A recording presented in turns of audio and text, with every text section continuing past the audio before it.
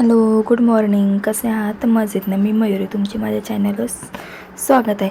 चला तर मग आजच्या दिवसाची सुरुवात आमची अशी कुरड्यापासून झालेली आहे. कुरडे, पापड, चकला यांचा सीझन सुरू झालेला आहे.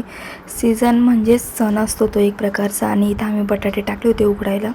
कुरड्या वगैरे वरती वाळू टाकल्या. त्यानंतर मस्तपैकी तुळशीसमोर छानपैकी रांगोळी काढून घेतली. त्यानंतर तुळशीला पाणी घातलं आणि आता छान दारासमोर रांगोळी काढून घेते मस्तपैकी. दारी रांगोळी काढायचं म्हटलं की एक टेन्शनच राहतं की कोणती डिझाईन काढायची असं. दारी रांगोळी वगैरे काढून झाली. त्यानंतर मस्त असा झाडू मारून घेतला सगळ्या घरामध्ये. नेहमीप्रमाणे सकाळची कामं चालू होती, फक्त त्याच्यात एक ॲडिशनल झालं होतं, ते म्हणजे कुरड्या आणि चकल्यांचं. त्यानंतर मग पूजेसाठी फुलं तोडून घेतली आणि माझ्या सासूबाईंनी जास्वंदाची फुलं आधीच तोडून ठेवली होती, त्यामुळं कसं आयतं ते भेटून गेलं. मग नंतर लागले मी देवपूजेला.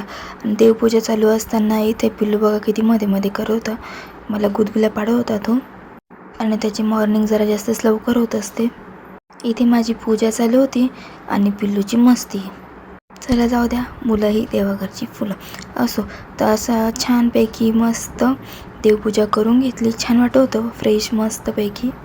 देवपूजा वगैरे झाली, पिल्लूची मस्ती होऊन गेली आणि नंतर मी लागली माझ्या पुढच्या कामाला. आणि भांडी लावायचं म्हटलं की मला खूपच जीवावर येतं, आणि सकाळी सकाळी ते राहिलं तर अजूनच जीवावर येतं. कधी कधी माझ्या सासूबाई लावून घेतात, कधी कधी आज सासू लावून घेत असतं भांडी, आणि कधीमध्ये येत असतात माझ्याकडे भांडी लावण्यासाठी.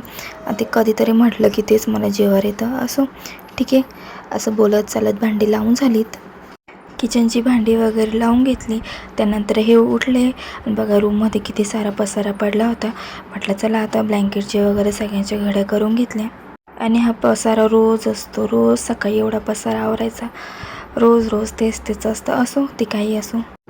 त्यानंतर माझ्या सासूबाईंनी चकल्यांचं पीठ तयार करून ठेवलं होतं आणि मग आम्ही सगळेजणी वरती गेलो चकल्या टाकायला. उन्हातानाचा जरा जास्तच उशीर झाला होता कुरड्यांमुळं. असो, तोपर्यंत माझी घरातली अर्धी कामं आवरून झाली होती.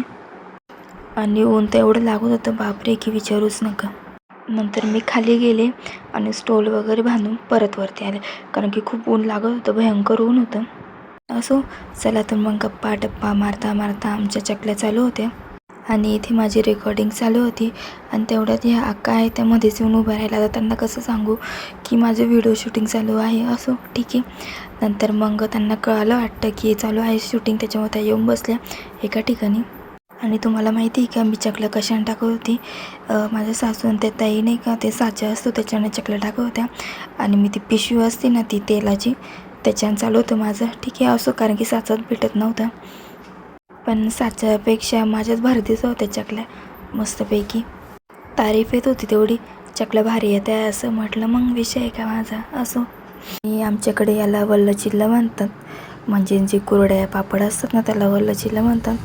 तुमच्याकडे काय म्हणता मला कमेंट करून नक्कीच सांगा.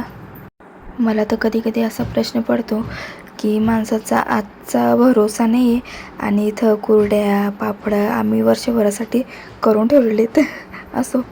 आणि हे कुरड्या चकल्या म्हटलं की हे एका जणीचं काम नसतं, यासाठी 2-3 बायका लागतातच. आणि बायका म्हटलं की गप्पा टप्पा मारता मस्त असा होत असतो.